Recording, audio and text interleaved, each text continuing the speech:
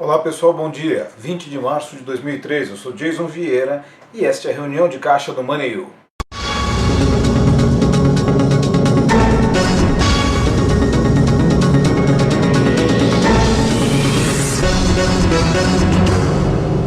Pelo terceiro dia falando de Chipre, só que dessa vez com alguma definição.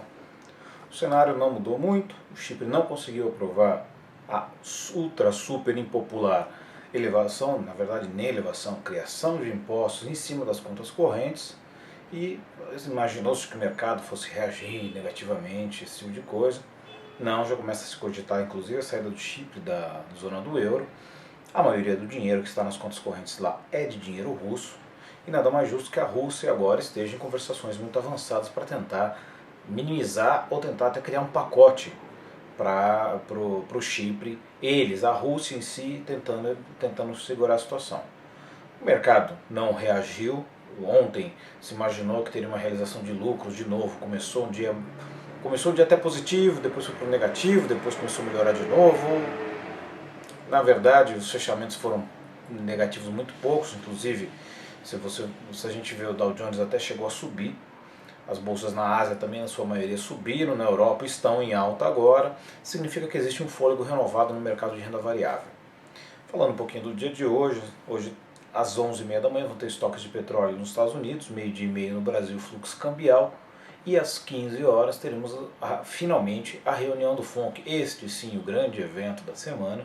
Vamos ter a reunião do Comitê de Política Monetária do Federal Reserve, e lá é importante a gente observar o comunicado e depois principalmente a ata, para ver se tem alguma sinalização de fim dos bailouts, dos quantitative easing, de todos os pacotes que estão em voga nos Estados Unidos, se há necessidade disso, qual a visão do Fed, principalmente em relação à economia americana.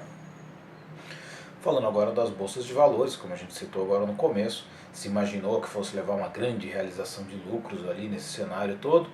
Por fim, o Dow Jones ontem fechou com uma altinha de 0,03%, aos 14.455 pontos. É pouco, mas é positivo, se imaginando que esse seria um cenário de realização de lucros. O S&P 500 caiu 0,24% aos 1.548 pontos, e o Nasdaq caiu 0,26% aos 3.229 pontos. Aí a gente imaginando que poderia a coisa se estender para a Ásia, muito pelo contrário, o Hang Seng fechou em alta de 0,97% aos 22.256 pontos. O Nikkei repetiu o ipsis literis, o mesmo número percentual de ontem, 2,03% de alta aos 12.468 pontos. E o STI caiu, o único que caiu na Ásia, 0,63% aos 3.248 pontos.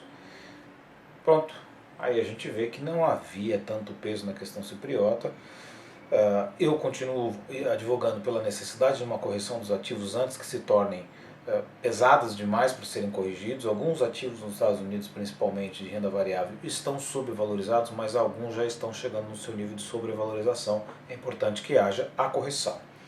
Na Europa, agora, nesse momento, o DAX opera com alta de 0,48% aos 7.968 pontos, o CAC 40 opera com alta de 0,57% aos 3.797 pontos, o FTSE opera com alta de 0,14% aos 6.451 pontos.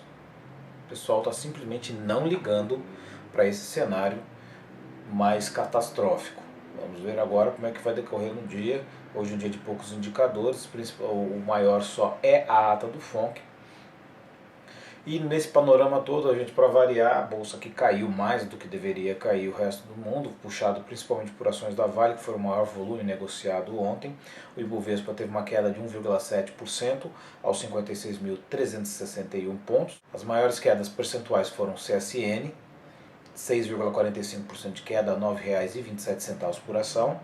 MRVON, 6,30% de queda, R$ 9,51 por ação. E Vale do Rio Doce ON, 4,16% de queda, R$ 33,56. Apesar da Vale não ter sido a maior queda em valor percentual, ela foi o maior volume negociado ontem. Natural N subiu 2,57% aos R$ 49,45. OGX ON subiu 2,02% aos R$ 2,52. E Oi ON subiu 1,58% aos R$ 8,35. Então o mercado aqui caiu novamente. Houve, obviamente, algumas notícias, principalmente relacionadas à Vale, mas isso foi o principal motivo que levou à queda, além de acompanhar o mercado internacional e além de acompanhar sempre com um pouco mais de exagero, só que para baixo. Ontem foi um dia também um pouco confuso no mercado cambial. O mercado à vista apresentou uma queda de 0,12% a R$ 1,987, mas os contratos futuros abril e julho apresentaram alta. O contrato de abril apresentou 0,08% de alta, 1.988,5 por contrato, e o dólar July apresentou alta de 0,45, 2,01700 por contrato. Juros futuros apresentaram quedas nos vencimentos mais curtos e alta no vencimento mais longo. O DI July 13 fechou em 7,17% com queda de 2 basis points. O DI janeiro 14, 7,79% com queda de 4 basis points. E o DI janeiro 21 fechou com 9,76%, alta de 6 basis points.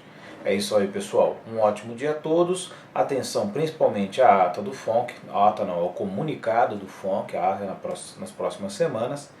E aí um pouquinho de atenção à questão cipriota e também a um cenário de realização de lucro. E também acesse nossa página www.moneyhill.com.br. Bom dia e bons negócios.